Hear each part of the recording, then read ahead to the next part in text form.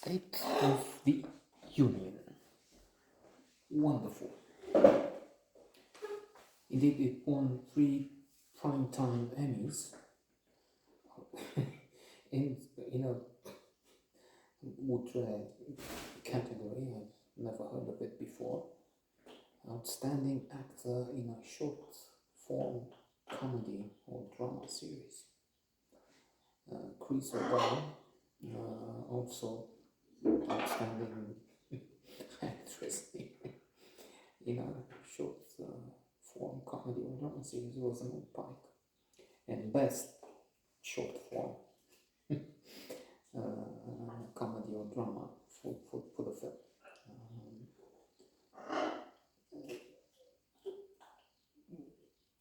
Brilliant achievement, and it's even more extraordinary given that they have to more or less carry the whole thing with 2 actors. There's some supporting, indeed. Let's not be vicious, but still, it reminds me of My Dinner with Andre, in that noted on about the ago, I guess, one of the best 1,000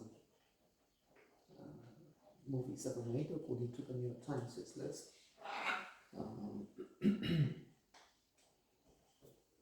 And indeed, we have Tom and Louise, who no laughing matter, in fact, had so it's a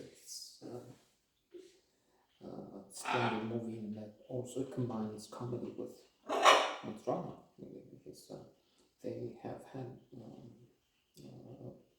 marital problems, and she has had an affair, but then before that he had stopped having sex with her, because, and then we get to not the bottom of this. That's maybe impossible to do, but still we get to learn more about the issues that he had felt inadequate, things like that. So we see the complexity, the sharing of the blame. It's not like there is one or the other that is responsible, even if it's again a moment of tension, but also comedy. 2 people that they know come into this bar where they have their conversation, and so, how are you? Fine, and you? Fine. And then he gives way. He says, we're going for counseling, which they do. They meet at this bar before they're going to the therapist family, and they do family therapy. So they're on the good path to some extent. And Tom says, so he finally got, oh, the spot of infidelity. Not me. I thought that was proof I'm even now laugh. So there is this, and for somebody who has read some psychology books, which I had the pleasure of doing, felt the urge starting with some 10 years, 12 years ago, feeling a breakdown in the making, having done many crazy things. So what can you do? If you can afford an analyst, of course you go there, but then it can be cheaper, more efficient to try and read those books. First of all, there's the 50 psychology classics, if you're interested in them. Positive psychology, Talbot Jahar, Sonia Lubomir, Dina. It's a long list there. And in terms of marriage, couple problems, there's the best probably, also quintessential one, Seven Principles of Making Marriage Work, John Gottman. He is the ultimate expert.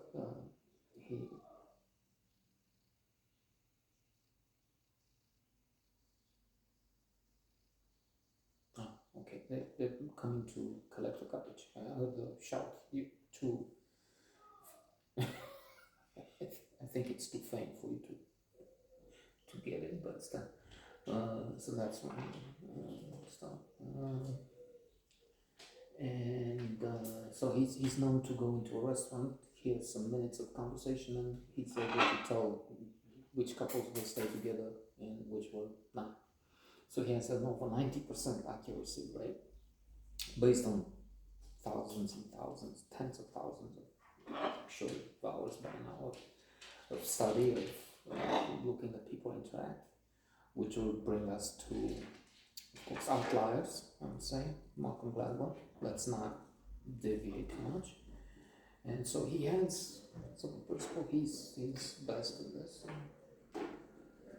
He has the four horsemen of the apocalypse that you can try and avoid: criticism, contempt, defensiveness, stonewalling. And you can see that they could have tried to read that book, but then of course we wouldn't have this marvelous comment. And to end with,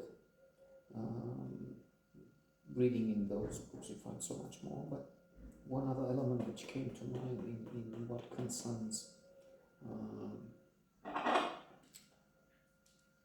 the infidelity, Louise, it's so the thing broke up because he had this affair. Actually, that's not the it's a symptom, not the cause. When this is happening, it's not this, that. Well, being there in the mix, but an affair indicates the problem. The problem had been there before the affair. That's what and she seems to do this. Again, delightful, very enjoyable comedy drama.